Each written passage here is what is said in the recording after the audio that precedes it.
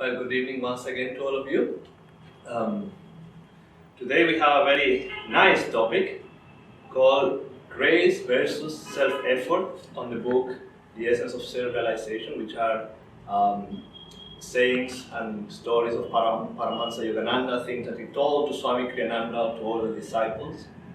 And this is chapter 11. And this is a very fun topic to discuss. And first I want to read one of the stories here, the first story of the chapter, that is a little long, but please bear with me and pay attention to what he says.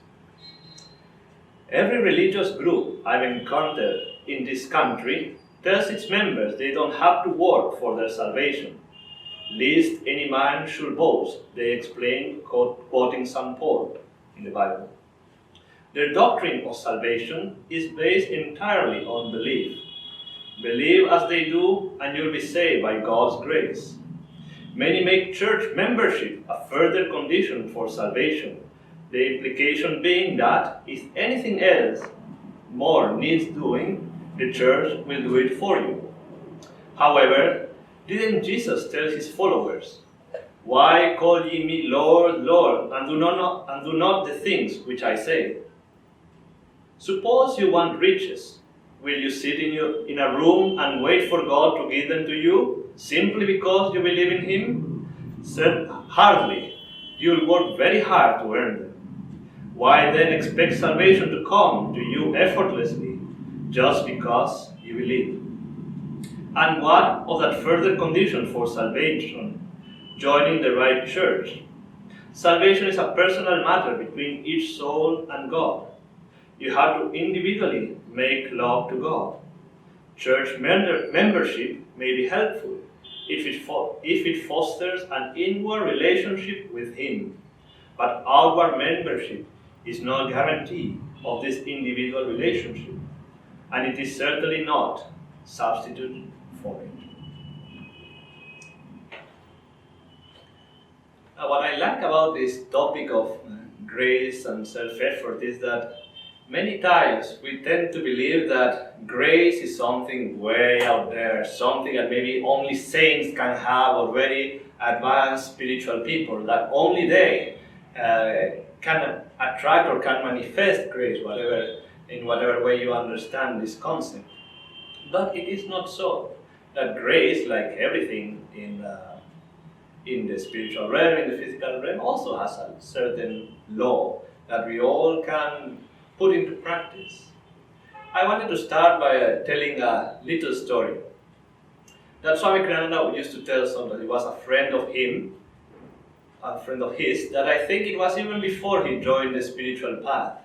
This man was known, he was a mountain climber, and he was known to do many first ascents in many mountains in different routes. And there was this one particular mountain that he said, okay, nobody has taken this road before, I'm going to try it. And again, he was going to be the first one to do it. And as he went up, he reached almost the top, but then he realized there was a problem. There was a certain part of the mountain that it was curving outside. So he was climbing like this and it would curve outside. So he realized it was actually impossible to climb. But also it was even perhaps more impossible to go down. You know how many times it's much harder to go down than to go up in this case. And what did he do? He didn't just sit there. He just actually counted his options. He says, I can just sit here and starve to death, or maybe wait for a miracle to happen, or whatever it may be, or I can keep trying. I can die trying. So he decided that he didn't want to just wait and starve to death, so he decided to try his best. And he would start climbing, and every time he would come to that ledge that was curving out, he would fall down. Then he would, dust himself and go again, and try again, and he would fall every time. Until he did it like 13 times, and he was getting tired, bruised. But I say, I'd rather die trying than just, starve to death. And when he went again, he was coming to that same spot where he was always falling, but this last time he felt a force, like if a hand was holding him against the hill, so that he had enough time to go around and just go to the top. And then, of course, coming down, he could come down from the other easier paths. But somehow, he was able to attract some higher being or angel or whatever it may be to help him. And the thing is that when we think, I don't like so much the title self-effort versus grace, because it tends to make, okay, if I put effort, then I will not have grace. They're like combating each other. When it is not so. It is through our effort that we attract the grace of God. It is very nice. Swami Kriyananda, he wrote a book, one of his last books, that was called Cooperating with Grace. And you can really define the spiritual path and define like our way or path to God, any path to God, as that ability to cooperate with the flow of grace. Cooperate, and what is grace? Grace is no magic. Grace is the power that comes from God, the power to do whatever you may want. In the end, we realize that all power comes from God. So cooperating with grace, and he gave a very beautiful example of how we can see this grace. He said grace is like sunshine shining in the side of a building. The sunshine is there. If we keep the windows, if our windows, we keep the curtains shut, no sun is going to be able to come. If we open them a little bit, a little sun is going to be there. If we open them completely, then we can have those full rays of grace coming. And that is where self-effort comes. So if we are saying this, that the spiritual path is about being in this flow of grace, and we know, as it was mentioned last time, Yogananda himself said that the spiritual path is 25% our effort, 25% the Guru's effort in our behalf, and 50% the grace of God. You can say basically 75% is the grace of God through the Guru, and only 25% is our effort.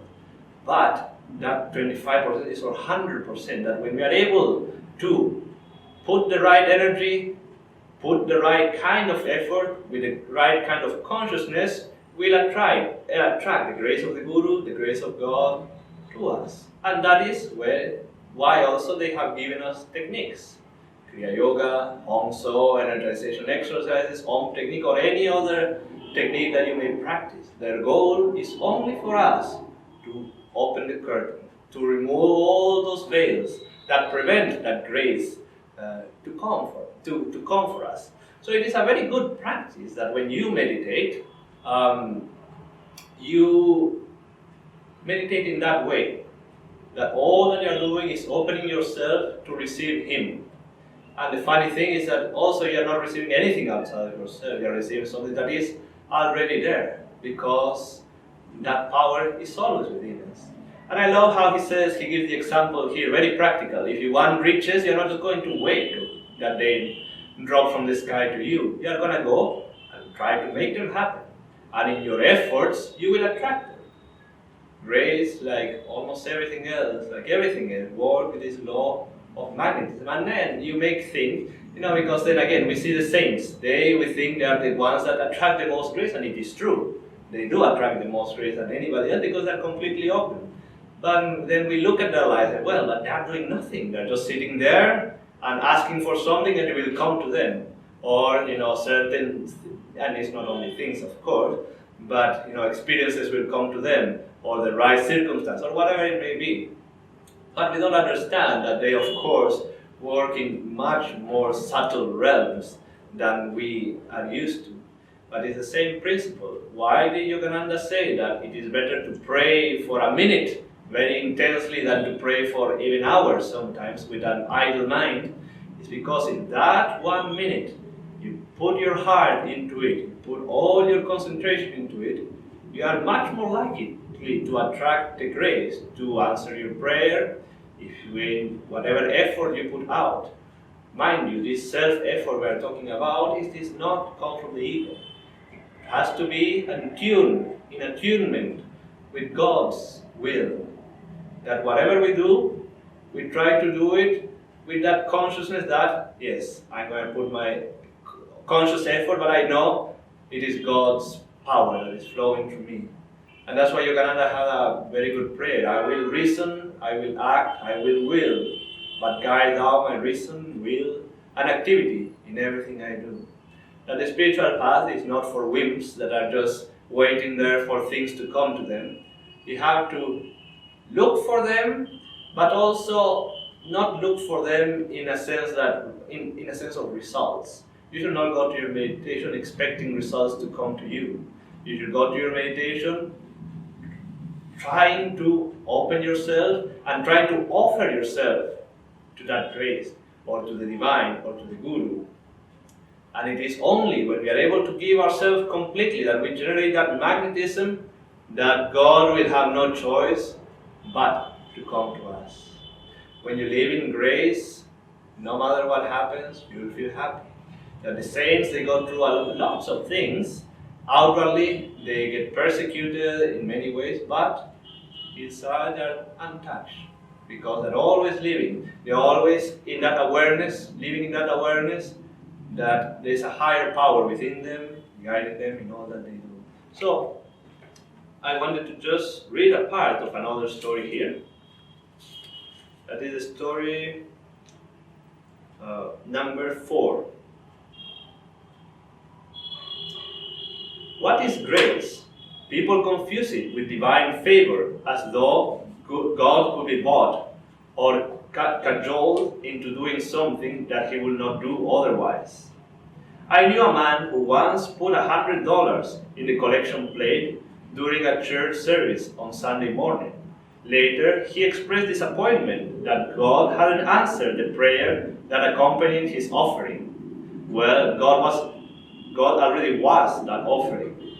God watches the heart, not the collection plate. It is almost as bad when people say that to be saved, you must believe, believe, believe. Do they think God needs reassurance through their belief in Him? He watches what they are inside, not their opinions about things. A person who considers himself an atheist may in fact be closer to God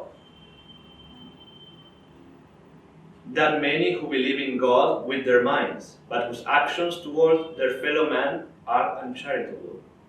God again watches people's deeds, not their words.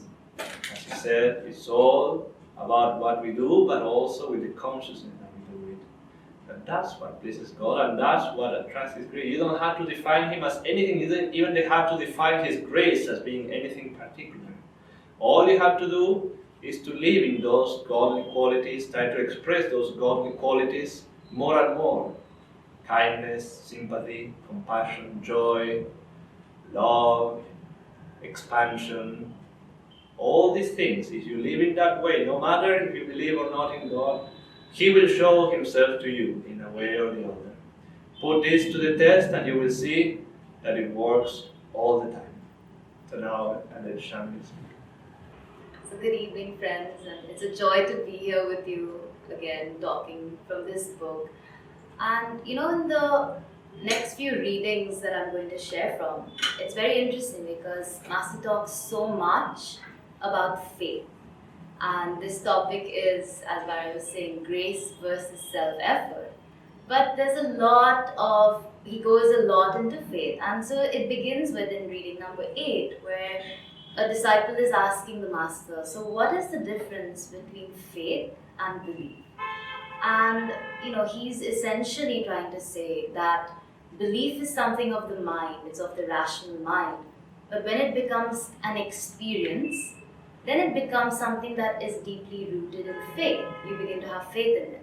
So one way that he explains here is, we may have a belief in a higher reality. Someone may tell us about it and we may say, okay, that sounds possible, I believe in it. But until you touch that higher reality, until it becomes, even if it's on a small level, an experience for you, you won't have that power of that conviction that yes, that higher reality does exist. And the moment we touch that, the faith in us begins to be born and it begins to grow. And so he says, essentially, faith is something that comes of an inner verification. You have to verify it, you have to test out all these truths that the master gave us, he didn't tell us to just, oh, very nice, and keep it on our shelf in a book. He wanted us to make it a living reality for ourselves, to test it out, to try it, to see how is this working in my life? How is this changing me every single day? And then it becomes something that I know from personal experience. It's not just, oh, Yogananda ji was very great. He came to show us how to be like that. And so, when I was thinking about this, before I came onto this particular path, for about 5 years or so, I came across affirmations, and I heard about them from some friends, and I thought, okay, wonderful. If the affirmations I'm saying and what I'm thinking can change my reality, then why don't I try it? So I started to practice affirmations, and I had all over my wall. I was in college. I had all over my wall these little colorful post-it notes. I made them beautiful, with these very positive statements. And interestingly, I believed in it enough to know that, this works, it's worked for some of my friends. And so I started doing them, and certain things in my life started to change. But after a few years of that, something in me just said, no, I want something more where, I can put my entire being into these affirmations. I'm just some part of it, I guess what it was it was coming from a mental level. It was coming as mental affirmations. And I was wanting to be more engaged, to make it a way of life, and also to find other people who are doing these things, who are practicing this. And literally a week after I had this thought, I found Ananda and I found my spiritual family. And what a joy, of course, to be able to be with people who are like-minded, who are thinking on the same wavelength. But, a little later towards this chapter, he shares this very charming story of a man who read in the Bible that, my faith can move mountains, faith moves mountains. So he looked out of his window and he saw this hill. And he was like, oh, wonderful. If that's the case, then, this hill has been blocking my view to that beautiful lake on the other side of the hill. So then, through my prayer and my faith, I'm just going to will that hill and move it out of the way so I can see the lake. And so he did that for a while, and then he went to sleep. And the next morning he woke up to see the hill hadn't budged an inch. And then he said, I knew the hill wouldn't move. And so the master's saying that's the kind of affirmation, that's something of the mind. It's a mental affirmation. And of course, that's not what they're talking about. Right? They're talking about that kind of affirmation that you do, even if we do affirmations in Ananda, in our path.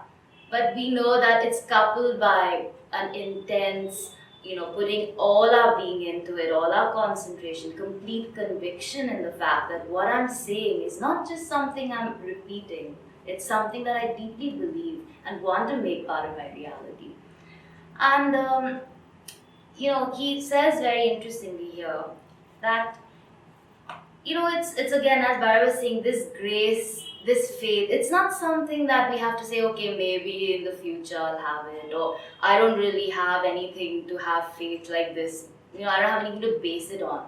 And he says very clearly to us that there is much in your life that might give you the faith even now. You don't have to wait for visions to give it to you. You don't have to wait for these big experiences. Go by what you've already experienced. Don't keep your religion merely on a mental level. And so if we look, he says again here, have you ever felt God's peace in meditation?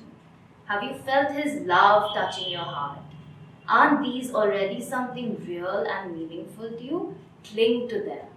And that's, this advice is so precious because so many times, all of us who've come onto this journey, who've been interested to come to this point, there's something that has been an experience deep inside us that's touched us, which has brought us to this level and keeps us going. Otherwise, probably we would go looking for something else if it wasn't so. And he's saying, there are all those moments all of us go through, I'm sure, where we suddenly begin to think, I'm not sure if these teachings are working. I'm not sure if I'm actually even meditating or just kind of sitting there. I'm not sure if I'm doing these right. I'm not sure. We may have these doubts that come up and creep into our consciousness. And that's when he's saying that's why it's so important to cling to these positive experiences. Any little joy you may have touched, any peace you may have touched within yourself. An acharya was recently sharing that someone who had taken Kriya Yoga initiation was saying to him that, I've been practicing this for a while and I'm just not sure that this is working for me. I don't see any difference in myself. And he literally said, I wanted to take the person to the mirror and show them their face in the mirror and say, look at yourself, look at your life, look at who you've become. Everything has changed. Of course, these teachings are working. And so, as Bara was saying, these changes that happen on the spiritual path are at a subtler level. They're not on this gross material level. So maybe it does take a little bit of our effort sometimes to turn in that direction and to pay attention sometimes, because the master also says at some other point that God is always answering our prayers. He's always responding and listening to us. It's us who kind of block it by saying, no, I don't think, or, I'm not sure if it's working this time, or this time I don't know if it. And if we just stop for a moment, turn around, cling to those experiences, those prayers that have already been answered, we begin to see the miracle of how this whole reality works and how it evolves. And to end, I'll just share, Swami Kriyananda's life is something that, again, if we think about the word faith, I have by my bedside table right now this beautiful book by Naya Swami Devi called Faith is My Armor. And I've been just going through it recently. I wanted to read a little bit more about Swamiji's life. And again, it's one of extreme tests, a lot of trials, a lot of things that he had to go through. But he's also someone we know who was just living in this divine grace, that it was always flowing through him, always touching everyone who crossed his path. And what a beautiful, because it's not just something that passively comes, it's something that we have to, with our own will, with our own common sense, putting out the effort practically every day, choosing to draw that grace to us. Then the grace begins to flow in everything we do. And to end, I'll just share, in that book, in the introduction, Devi Ji shares that she was once talking to Swamiji after a period of extreme testing and trial he had gone through. And she was just, looking at Swamiji and saying, I don't know if I have the strength to go through all the tests that you have gone through. And then Swamiji, it was very sweet, his response. He just said to her, I didn't know that I had the strength. And then he paused and with very deep conviction he said, but faith is my armor. And so may we all try to tune into that faith that can really be our armor on this path and going forward until we finally reach our destination in God. Thank you. Thank you all for joining us today. It's been a blessed time for us. Good night.